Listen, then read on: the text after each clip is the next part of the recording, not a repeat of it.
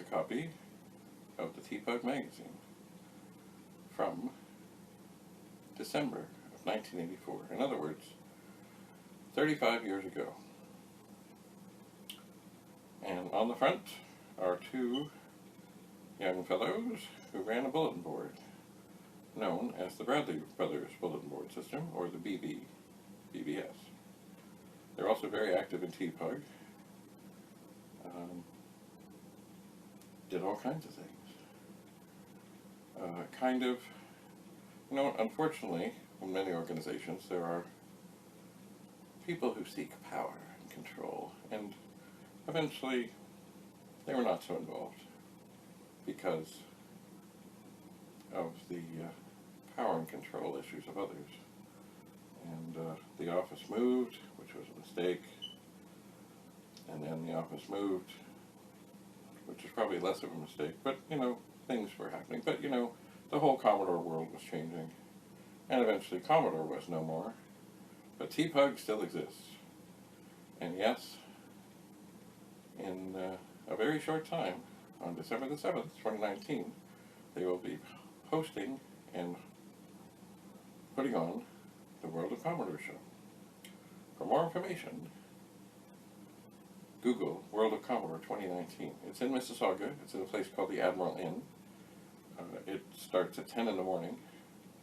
I think it's just $10 to get in, and that includes your membership for the year. Anyway, let us look back at the TPUG Magazine from December 1984. This picture was taken in the back bedroom of my mother's house, so my grandmother. And that is where we had our various lines for the Bradley Brothers Bulletin Board System running. And we were also, as you may have guessed, into motorcycles a bit, and there's no evidence of it here, but also basically it was computers, motorcycles, and bowling.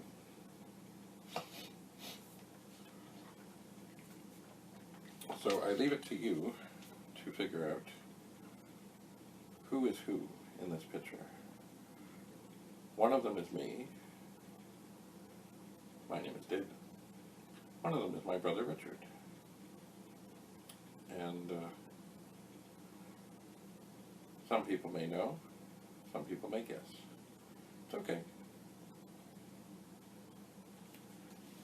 But anyway, 35 years ago, so longer than 35 years ago, we were told to prepare for a picture, and we did.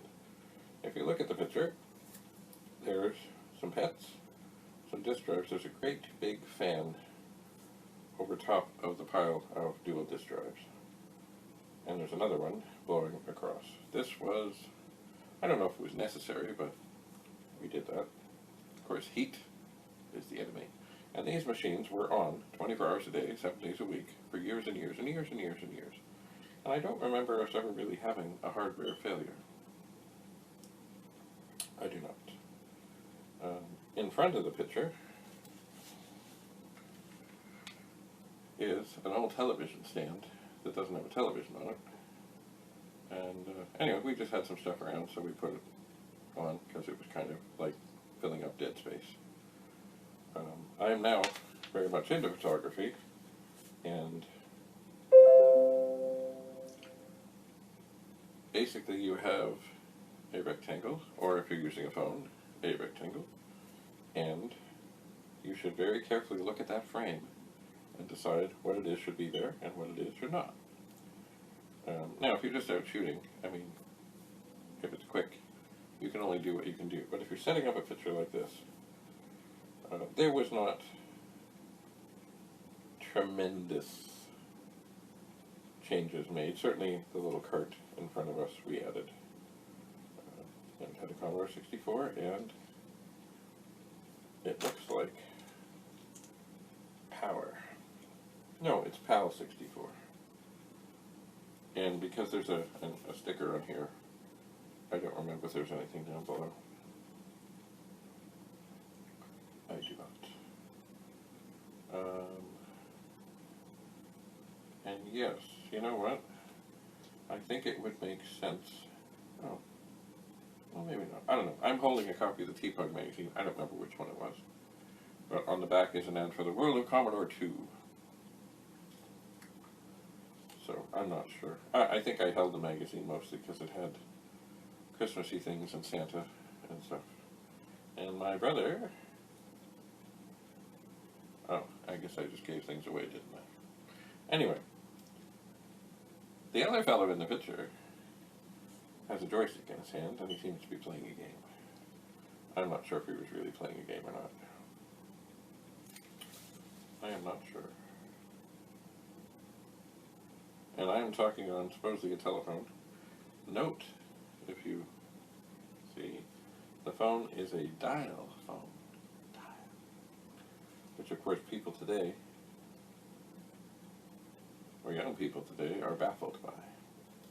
Looking at it, I suppose we could have done a little better with some lighting things.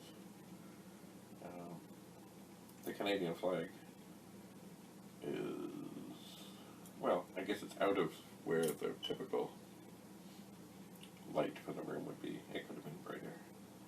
And maybe if we'd had this lamp on, it would have lit up the poster from one of the previous World of Commodore shows. It might have. And the funny thing is, in this edition that we are on the cover, because we wrote a lot of stuff. Oh, it says, featured on cover are Richard Brownlee, the TPUG BBS SysOff, and his brother David, newly elected to the TPUG Board of Directors. Both are well known for their work as TPUG C64 librarians. Indeed. But if I look through who did what in this episode, I don't think either of us had anything that we wrote for this edition of the magazine. I don't think so.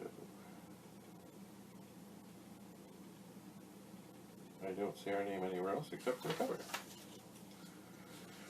I do not. Oh yes. All kinds of things. Funny, there's a message here about Super Pet owners. Reserve your OS 9. TPUG got involved in a project with the Super Pet. The Super Pet had lots of languages, but TPUG added another, OS 9, and apparently it was quite the thing. And I suspect now it's very rare. I don't know how many were made. I was not really involved with it. Let's see, let's look at... This is when the office was still on Avenue Road in Toronto, which was only about a block from where we grew up. It was. So I'm just looking through at some of the names. We are... So there are a number of, we're listed here. But I don't think we had any articles in this one. Let me just look towards the back, see if there's any library stuff. But I don't think so. I do not know. Wait a second. What is this? Well, no, I would say this is, there is new additions to the TPUG library, but basically they are directories with tiny, tiny, tiny descriptions. Tiny. I used to write, well, we started doing these list me files, and basically you would load it in and list it, and you could get whatever you could print it if you liked it. It was formatted for 40 columns, of course. And a while later, I had met up with a woman who was an incredible artist, and she eventually got an Amiga. But she had a 64, and it really wasn't going well. I don't know what was not going well, but it wasn't going well. And I'm not sure if she came to a meeting or somehow she got a TPUG disc or such. But anyway, it was, as she told me years later, and I've lost track of her. I have no idea where she is now. But anyway, she told me it was the list me file that really spelled out, you know, this is what you do. And it wasn't like it was anything earth-shattering in the list me file. But for someone who brand new just turns on a computer, they know, you know, nothing. So those things like load, quote, $, quote, comma, 8, which are just, you know, second nature to we who have been around, or on PET's C-Shift-A, otherwise known as catalog, you know, this is all new and mysterious for these brand new users, just as, you know, you might be a brand new user sitting there saying, I got a Commodore 64, I want to learn. Anyway, apparently the list me files that I did way back when were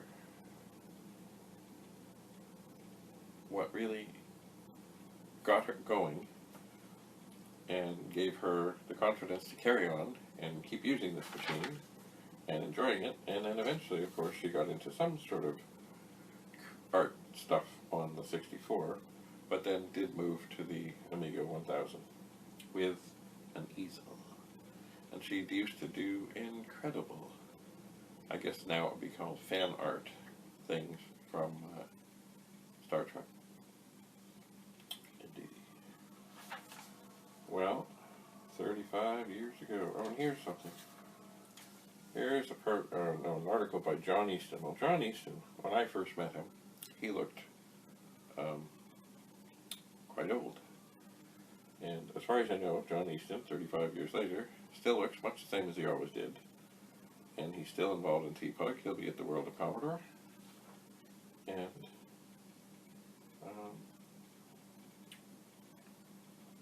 it will be nice to see him again. And now that I am older, 35 years older, and he's 35 years older, and he looked old, and he must be a lot older. Maybe he was younger when I first met him than I thought. But now he must be older. Because I'm older. I am. Oh, here's an article on COBOL.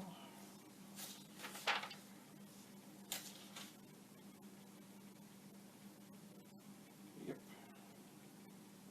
Here's an ad for the Transactor. A wonderful magazine for quite a while.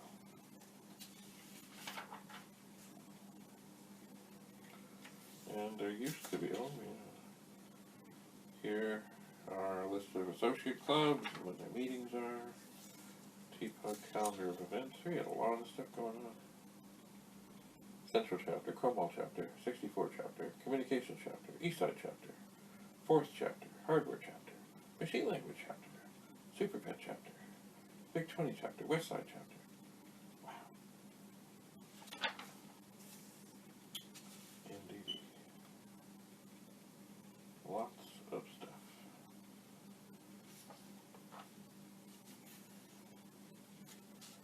Anyway, it's funny because it wasn't very long. Oh, by the way, inside you'll see another version of the picture. Oh yeah, there was something. There was a Commodore 64 box down below on the tray, or the TV stand. And this picture isn't cropped as much. There was other stuff on the other side of the room. Anyway, it's funny because it wasn't long, and I don't know why, but in terms of back issues in the office, there were none of these. Maybe they were, I really didn't get any except what, mine. And of course, I never had mine mailed, because why bother, I was right there. Anyway, so thank you for sitting through this sort of trip down memory lane. I will be at the World of Commodore. Is that going to stand I'll be at the World of Commodore. I don't think my brother will be able to be there because he has other things going on. But you never know, you know. Anyway, thank you for listening. Thank you for being here. Stay tuned for more exciting episodes. Bye for now.